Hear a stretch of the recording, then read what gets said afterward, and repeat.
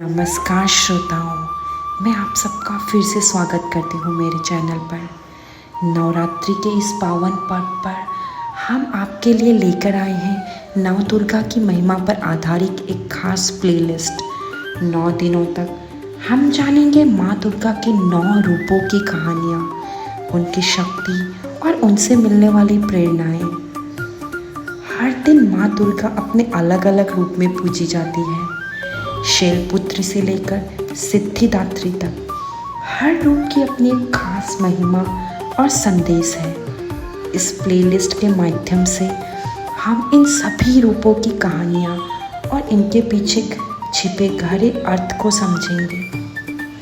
तो जुड़े रहिए हमारे साथ इस नवरात्रि स्पेशल प्लेलिस्ट में और जानिए नव दुर्गा की महिमा। आइए मिलकर माँ दुर्गा के इन 9 रूपों की पूजा और महत्व को समझें।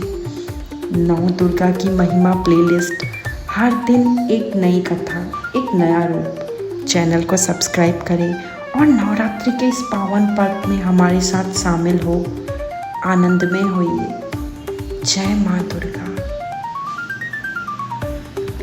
नवरात्रि में दुर्गा पूजा के अवसर पर 9 देवी के 9 रूपों की पूजा उपासना बहुत ही विधि विधान से की जाती है।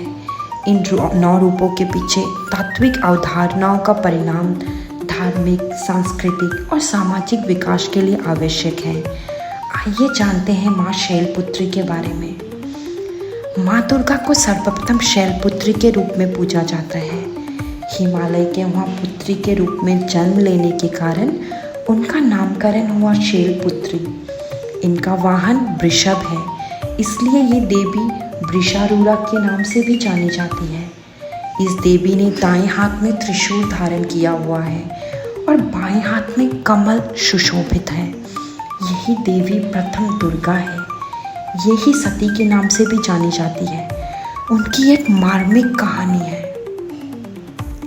एक बार जब प्रजापति ने यज्ञ किया तो इसमें सारे देवताओं को निमंत्रित किया, भगवान शंकर को नहीं। सती यज्ञ में जाने के लिए विकल हो उठी। शंकर जी ने कहा कि सारे देवताओं को निमंत्रित किया गया है, उन्हें नहीं। ऐसे में वहाँ जाना उचित नहीं देवी।